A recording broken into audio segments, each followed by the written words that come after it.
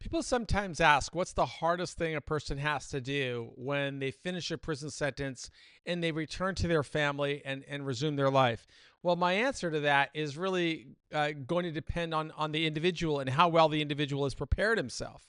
The job market is not very friendly to people who have a felony background. Banks might fire you, might not allow you to open an account and keep money there. Employers might not call you back. Housing might be very difficult to secure because of a felony background. Friends might shun you. So you're like really rebuilding your life. But if a person prepared well before he went in or while he was incarcerated, that individual can have a very different experience on the other side of the journey. It's one of the reasons that I highly recommend anybody that's having any experience in the prison system to use the free resources that we make available at prisonprofessors.org. That website really exists to share the strategies that leaders taught me and try to persuade more people to recognize how they can become the CEO of their life and start building a pathway that will bring more opportunities and abundance and a life of fulfillment and relevance and meaning, but only if they take the steps to prepare. The course has all of the stories that got me through a quarter century in prison. Lessons that I learned from leaders helped me stay motivated and strong as days turned into weeks, weeks turned into months, months turned into years, and years turned into decades. And the reason I could stay motivated is I always saw myself as coming home successfully. I really believed that if I had a very deliberate, intentional adjustment strategy in prison, I would be able to create my own income, my own career, my own opportunities, not only when I got out of prison, but even while I was going through the prison sentence. And I believe anybody can do the same. But the challenge for most people is to learn how to think differently. We've got to train ourselves to stop focusing on only the immediate aspects of our life, the fact that we're in a very difficult crisis. Even for somebody who's facing a life sentence, right? There's always a pathway that can lead to something better. And I've written extensively about many people who were once serving life sentences and how they are now free and living their best life in society as productive human beings. I also focus on people who went through prison, came out, were extraordinarily successful, and are now back in prison. So the reality is every individual charts a course, navigates a path that can lead to something great or something difficult. When I was at the very start of my journey, I didn't want to even believe that I would go to prison because I was held in pretrial detention and solitary confinement, and I was really outsourcing all of my decisions to my defense attorney, who was telling me what I wanted to hear rather than what I really needed to hear. You know, he was telling me I was going to win and I should go to trial and I should take the witness stand and perjure myself and say I didn't do it. And I really just dug myself into a terrible hole that resulted in a 45-year sentence. But once I got that sentence, it was like a wake-up call. It was a reality that I alone would be responsible for getting through the journey. I had support from my family and friends, and then eventually I found love in prison and got married in a prison visiting room, and then I had a real reason to work even harder to try and prepare myself because I wanted to make my wife's life better, even from in prison. And I think that we all have to have this kind of drive, this kind of focus on what it is we're after, what it is we want to achieve. And if we do that, then we could start taking those steps of building a plan. For me, that plan was very intentional and it had a very long-term strategy. For the first 10 years, I would only focus on this three-pronged goal of educating myself and earning, academic credentials. I really wanted to earn university degrees. I wanted to contribute to society in meaningful, measurable ways. And for me, that meant publishing. I wanted to write about the prison system and work to really understand it, master it, and then teach others how we could do better. And then third, I wanted to build a strong support network. I felt if I could build a strong support network, that would open more opportunities, both while I was in prison and then once I came home.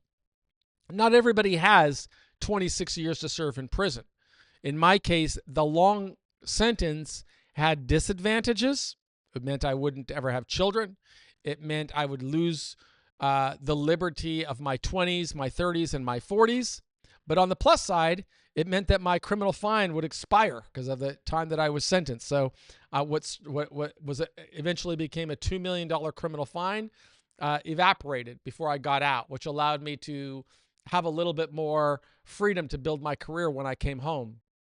I felt really strong as I went through prison, and after I earned university degrees and became a published author and got married and started making money in prison and developed confidence that I could build a career when I came home, I felt in ways that I would be able to face challenges. And that's something that we all face in human life. We face challenges, but I would always be able to navigate my way through those challenges with confidence and with dignity and find my way again.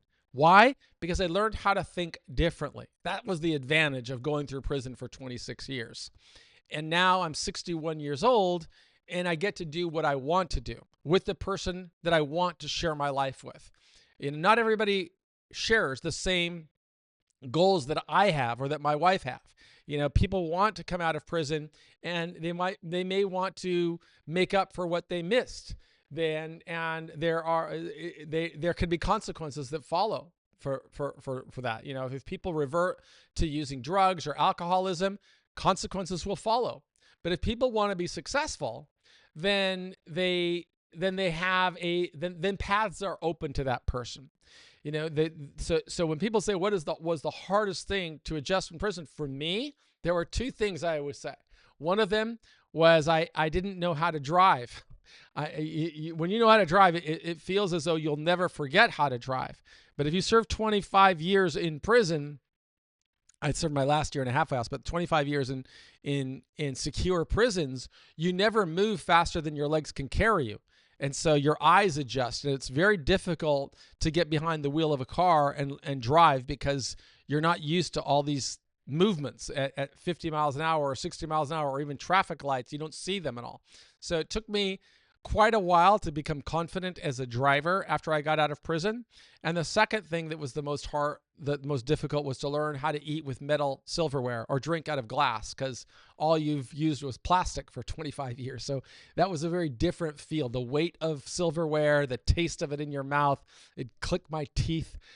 It was really weird trying to eat with silverware again after all that time. And to this day, I think I probably still drink with plastic cups preferred than glass. But if that's the worst that you have to do when you come home, that's pretty good. Most people come home and they can't find a job. They can't find housing. They can't find credit. They can't get their life together. It's really difficult. And family members can play a huge role in helping people overcome that by helping them recognize helping people recognize and appreciate that it is very difficult to get started again when you come out. You may not have clothes, you may not have shoes, you may not have a car, you may not know how to use technology. I mean, the world is changing. When my wife gave me an iPhone for the first time, I thought it was broken because I put it to my ear and it didn't have a dial tone. I mean, the world changes while people are serving time, and people who are serving time just don't get to participate in it. They might be able to read about changes, but it doesn't bring them skills. Not only is the world changing, but the job market is really changing.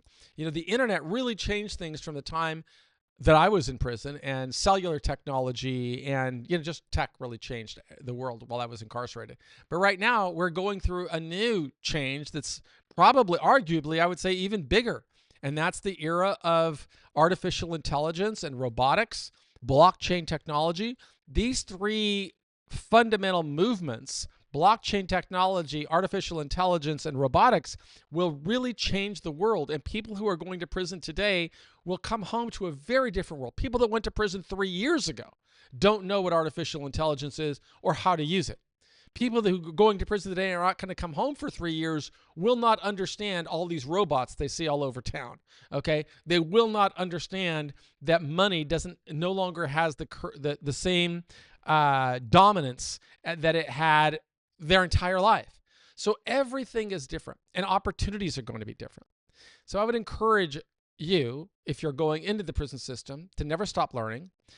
invest in self-directed learning. If you become a member of the Prison Professors community by visiting us at prisonprofessors.org, you're going to get resources that we'll send to you for free while you're incarcerated. We want you to develop. We want you to memorialize and document the different ways that you are preparing for success so that we could use your story as we work to advocate for change, change that will lead to more opportunities for people to earn freedom through merit. Don't just wait for calendar pages to turn. You turn the page in your life. Change your life, become successful, and you will have a skill set that will stay with you for the rest of your life. Because one thing is certain, there's more crisis to come. That's a fact of being human. Whether you're rich or poor or fat or thin or olive-colored or white or black or whatever, you are going to face crisis. Do you know how to overcome that crisis? As Frank Sinatra used to sing, if you can make it in New York, you can make it anywhere. If you can make it while you're in prison, you can make it anywhere. I am Michael Santos, the founder of prisonprofessors.org. I hope that you will become a member of our community. You will sign up to our newsletter so that we can keep you apprised of the work we are doing to improve outcomes for all people in prison. But I can only do my part. You got to do your part. Build your profile, memorialize the different ways that you are working to reconcile with society, atone, or prepare for some success. I believe in you.